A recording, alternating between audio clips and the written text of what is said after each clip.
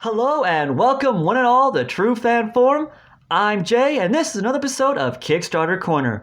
And in this episode, I'm going to be sharing with you some high-flying adventure with Joystick Angels, issue 1 of 6 by RAE Comics. Now, according to the campaign page, Joystick Angels is a young adult space opera with influences from movies like Top Gun and Star Trek, as well as video games like Darius Twin, Gladius, and Star Fox. And I can definitely see a whole lot of video game influences within the comic, but I'll get into that in a moment. First, let me tell you who created this comic. The story was done by brothers TJ and Spencer Sterling. Line art was done by Nats Shun Ledesma. Colors were done by Loris Ravina. Letters were done by AndWorld Design. And it was edited by Dr. Shamika Mitchell.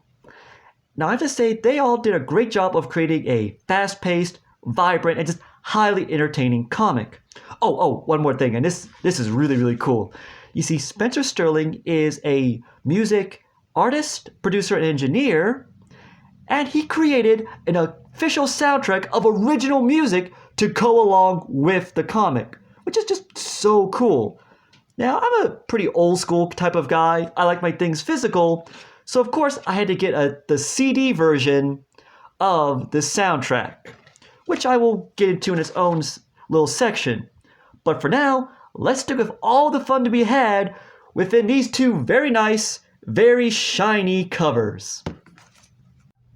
Our story takes place thousands of years into the future, where Earth and humanity have been devastated by an alien species known as the Eukarya, with the remnants of humanity taking refuge in the immense space station Libor.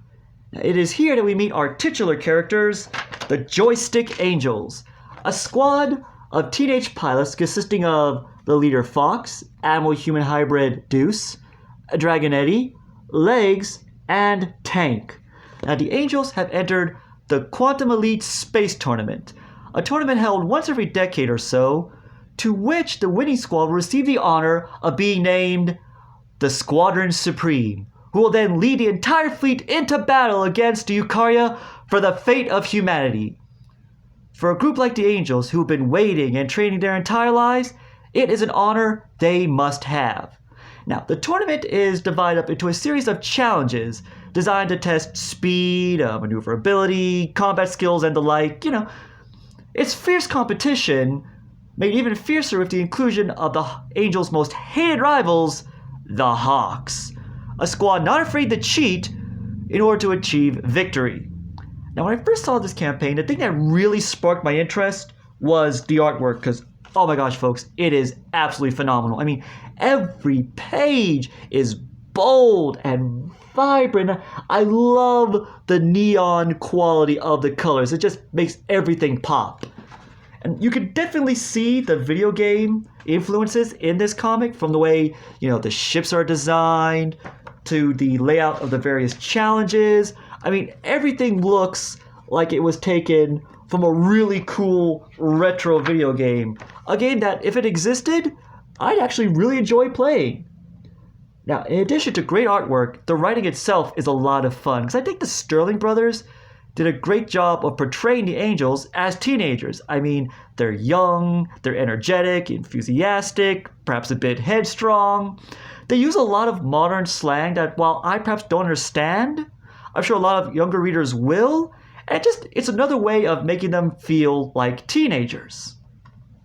Now, in addition to the story, the comic book also features a really cool pinup gallery consisting of the various variant covers that were available during the campaign. And I gotta say, oh my god, each one is a masterpiece. I mean, just beautiful.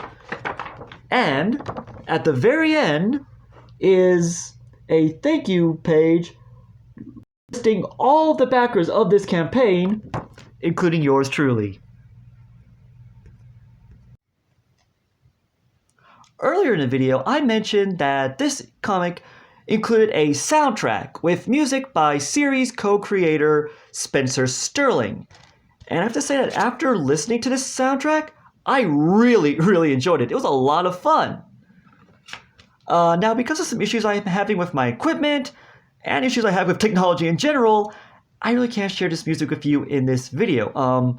Hopefully in the future I'll develop a clue so I can include this music in other videos about this series or just other videos of mine in general, because I really, really want to share it with you. What I can do is tell you that I really felt the music had a really techno vibe to it. In fact, the music really reminded me to the music of the movie Tron Legacy. So if you've seen that movie, you have an idea of what the music is like.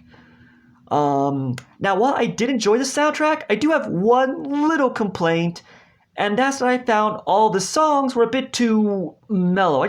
I really wish one of the songs had some energy, some oomph to it, something that would really go well with the action in the comic. But honestly, that's the only complaint I have. Otherwise, good soundtrack. Now, I have to say, the idea of including a soundtrack with a comic is a really, really good one.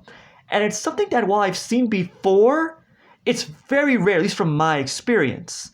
And I like it. I think the idea of including music adds a nice little extra to the reading experience, whether it's a comic book or a book or something written in general. It's not necessary, but it's a fun addition. Well, folks, that's pretty much all I have to say about Joystick Angels issue 1. It's a fun, vibrant read. The music that came with it was really good listen. And I really do hope they continue with this series because I want to know what happens next. So my general viewers, I just want to say thank you for watching, and if you would be so kind, please comment and like and share, subscribe, all that stuff. It would mean so much to me. So thank you, and I'll see you next time.